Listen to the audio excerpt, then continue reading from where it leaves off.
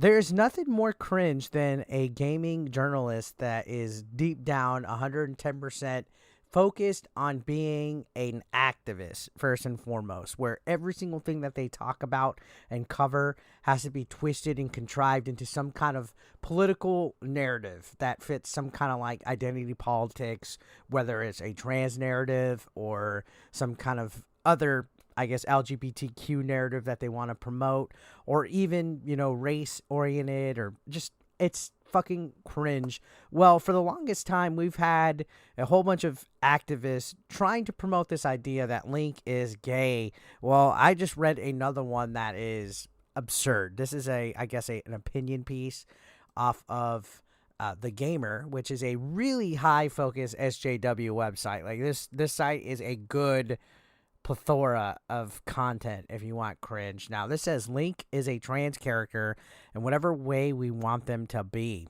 Okay, I'm intrigued. You got this title. Let's see which way you're trying to spin it, and let's get ready for some cringe right here. So this says Tears of the Kingdom lets us turn the hero of time into a man, woman, or anything in between. First and foremost, there we got one thing wrong. The Link that's in Tears of the Kingdom is not the hero of time. That's the one from Ocarina of Time. So that's one strike against you right there. The next thing that we got going on, let's go ahead and take a look at this. So it says, Link has always been an androgynous reflection of the player, a silent, optimistic hero who is destined to save the world and protect Princess Zelda from evildoers that loom over Hyrule. While the character always goes by masculine pronouns and is viewed as a man by all those he stumbles across in each game, Link has often acted in defiance of gender norms. Okay, I'll bite on this. First and foremost, it is not wrong that he is androgynous, that he's usually a reflection of the player. He's the link between the player and the video game itself. But at no time has Nintendo ever really promoted this whole, he could be gender fluid or anything like that. In fact, they've tried to basically just make him, I guess I wouldn't even say like an empty shell of personality, but Link doesn't talk. Link doesn't really show any kind of emotion outside of simple little grunts and little, yeah, when he swings his blade and stuff.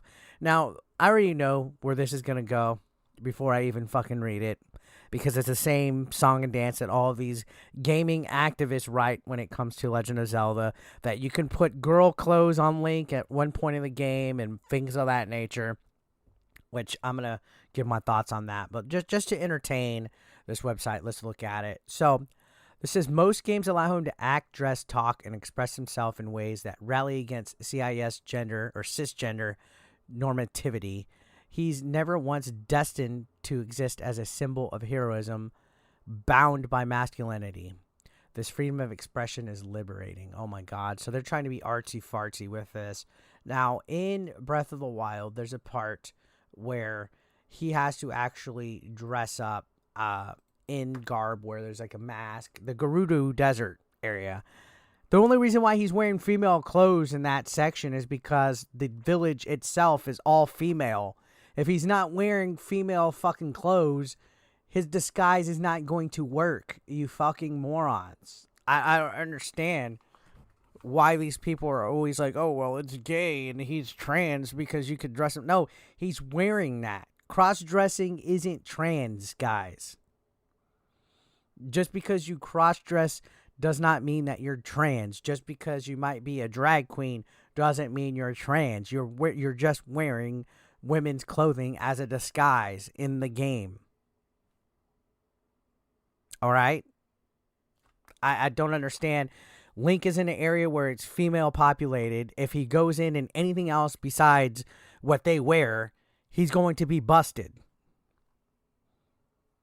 Luke Skywalker had to wear a stormtrooper outfit because there were stormtroopers in the area. He wouldn't wear a Jedi outfit. Do you not fucking understand that? I don't understand how that translates to him being trans, but let's go the fuck on. So this says that they wrote about the value of Link's androgynous presentation years ago. With the release of Tears of the Kingdom, it seems his approach to gender has only been solidified. It's a continuation of a vision that began when Breath of the Wild was revealed in 2014. The trailer was brief, following Link as he looked up upon the sprawling green fields of Hyrule. Suddenly, a guardian springs into frame and chases him through the forest in a scene that deliberately mirrors Studio Ghibli's Princess Mononoke. I guess I don't know how to pronounce that.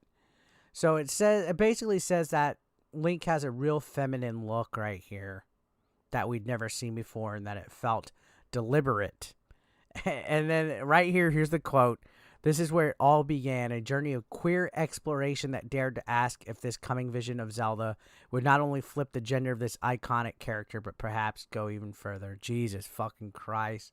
Like, my God. Oh, Eric, why do you find woke and everything? Because people find bullshit like this and everything. That's the fucking reason why you find woke and everything.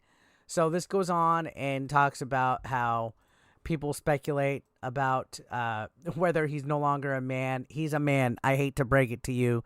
If you play the game, the cutscenes definitely have him as a man. And you can see there's some memes and stuff like that. They really want Link to be trans. They really want him to be trans. I mean, even look at this. The frostbite armor. They said that if you take away the trousers and headpiece, you're left with what is basically a flowing blue dress that hugs Link's hips and flows gracefully down his legs. It's cute, and the internet's filled with adorable snapshots and fan art embracing the feminine beauty Link exudes, regardless of the male identity thrust on him. Again, just because you're wearing female clothes, it doesn't make you gender or transgendered. Now, look at this right here. This is a fucking weird fucking quote. And this is fucking cringe. And this is like, again, people want this shit so that they feel like their label. Like, these people need labels. They need identity politics to feel like they are something in this world. That's ultimately what it fucking comes down to. And this activist says one of the most stupid things right here. The same sentiment rests with abandoned femininity too, or residing in the middle without an assigned binary where anything's possible. Link becoming a hero by embracing this manhood, once rejected by a bigoted society, only to save the world and become respected beyond measure, carries a powerful message.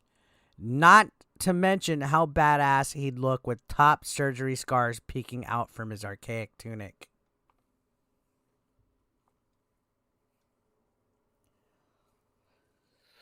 Oh.